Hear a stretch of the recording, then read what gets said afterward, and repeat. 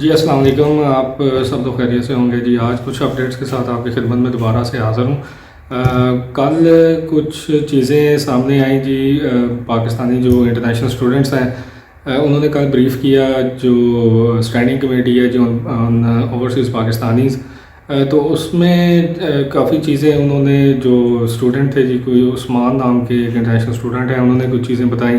Committee کو brief کیا کہ جی جو اس وقت اسٹوڈنٹس کی پریشانیاں ہیں جو ان کے اوپر اس وقت ایک انٹورڈ سچویشن جو سب کے ساتھ چل رہی ہے اس کے ساتھ ساتھ ایک جو موسٹ امپورٹنٹلی اس میں جو بات ہوئی وہ انہوں نے ذکر کیا جی کہ کوئی 3 پاکستانی ہیں جنہوں نے آسٹریلیا میں کوئی سوسائڈ کمٹ کی ہے due to the financial difficulties اور ایجوکیشنل پرابلمس تھیں ان کے ساتھ.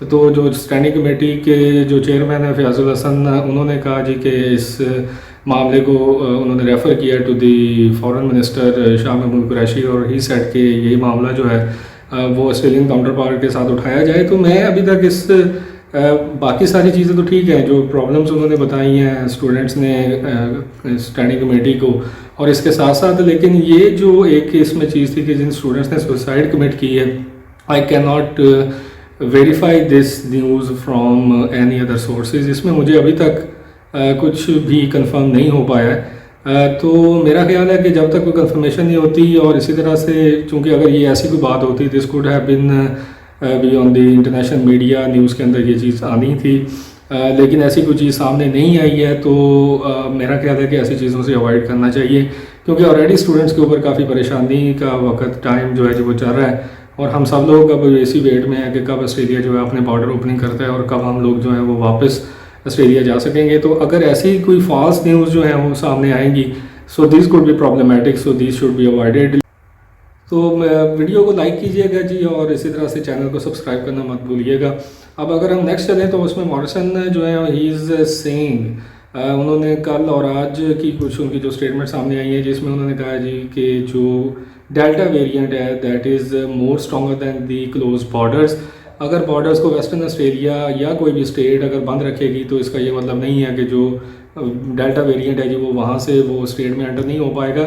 تو ہی ارجڈ کے جو 80% ویکسینیشن کے اوپر تمام پریمیئرز نے ایک جو نیشنل پلان کے اوپر سائن کیے تھے کہ 80% ویکسینیشن پہ جو انٹر اسٹیٹ بارڈرز اور انٹرنیشنل بارڈرز ہیں جن کو اوپن کریں گے تو اس پہ ان کو اسٹک رہنا چاہیے. اس پلان کے اوپر ان کو جو ہے وہ آگے بڑھنا چاہیے اور اس چیز کو اب جو ہے وہ ہمیں سمجھ لینا چاہیے کہ جو کووڈ ہے جی اسی کے ساتھ رہنا پڑے گا. جیسے میلبرن کا اب ریسنٹلی جو ہے وہ ایک سامنے آیا کہ میلبرن جو ہے وہ کووڈ-19 کی جو زیرو سپریشن اسٹریٹجی ہے جی اس سے نکل کے انہوں نے کہا کہ اپنے ویکسینیشن ریٹ کو جتنا انہانس کیا جائے وہ اتنا ہی بہتر ہوگا. اور اس میں اب ڈفرینٹ جو گروپس ہیں جو بزنس گروپس ہیں آسٹریلیا کے اندر لائک جو سب سے بڑا بزنس گروپ ہے جی اس میں Australian chamber of commerce and industry ہے, council of small business organizations Australia ہے جی اور بزنس کاؤنسل آف آسٹریلیا ہے جی. یہ 3 آرگنائزیشنز جو ہیں انہوں نے اسکاٹ موریسن کے اس بیان کو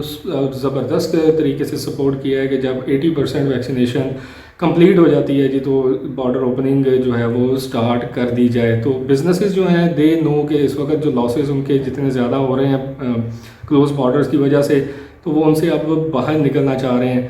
اب اسی طرح سے اگر ہم نیکسٹ بات کریں تو جو 80s ہیں جی آسٹریلین 65% آسٹریلینز نے اس بات کو سپورٹ کیا ہے کہ جو ویکسینیشن پاسپورٹ کا عمل ہے جو اس کو شروع کیا جائے. جو فلی ویکسینیٹڈ آسٹریلینز ہیں جو ان کو ٹریول کی اجازت دی جائے, انٹر اسٹیٹ اور انٹرنیشنل بارڈرز ان کے لیے اوپن کیے جائیں. این ایس ڈبلیو کی جو پریمیئر ہیں جی گلائڈ برجیکلن انہوں نے کل اسکائی نیوز پہ انہوں نے ایک بات کہی اور یہ بڑا ایک امپورٹنٹ نوشن ہے کہ انہوں نے کہا جی کہ بائی کرسمس شی وانٹس کہ جتنے بھی آسٹریلینز ہیں وہ واپس آ سکیں اور اسی طرح سے وہ انٹرنیشنل ٹریول بھی کر سکیں. بلکہ انہوں نے کہا کہ جیسی اسٹیٹ جو ہے وہ 24 سپٹمبر کو این ایس ڈبلیو اپنے 80% ویکسینیشن ٹارگٹ پہ پہنچ رہا ہے تو by the time she said کہ اس ٹائم پہ یہ ممکن ہے کہ انٹر اسٹیٹ بارڈر اوپننگ سے پہلے انٹرنیشنل بارڈر اوپننگ کر دی جائے. اب اگر نیکسٹ ہم دیکھیں تو جو ان کے فیڈرل ٹریجرر ہیں جی جارج فرائڈنبرگ انہوں نے یہ کیٹیگوریکلی بات کہی ہے to the Western Australia and Queensland کہ ان کو 1 سینٹ بھی جو ہے وہ لاک ڈاؤن پیمنٹس جو ہو رہی ہیں جی اس میں 1 سینٹ بھی نہیں دیا جائے گا اگر 80% ٹارگیٹ اچیو کرنے کے بعد جو ویکسینیشن ٹارگیٹ ہے اس کے بعد اگر انہوں نے بارڈر اوپننگ نہ کی اور لاک ڈاؤنز اسی طرح سے سٹارٹ اپ رکھے تو ان کو کوئی پیسہ نہیں دیا جائے گا جی. لاک ڈاؤنز جو ہیں ان کی پیمنٹ صرف 70% اور 80% جو ویکسینیشن ہے وہاں تک ہی ممکن ہو پائے گی. اب اگر ہم یونیورسٹیز کی بات کریں تو یونیورسٹیز کی طرف سے یہ کنٹینیوس پریشر بہت عرصے سے آ رہا ہے, لیکن اب سچویشن جو ہے وہ ورسٹ ہے. 6% لاسز اب انہوں نے 2020 کے جو ہے جی وہ شو اپ کیے ہیں. ڈیکن یونیورسٹی نے 200 کے قریب اپنے جو جاب کٹس ہیں جی وہ انہوں نے کیے ہیں.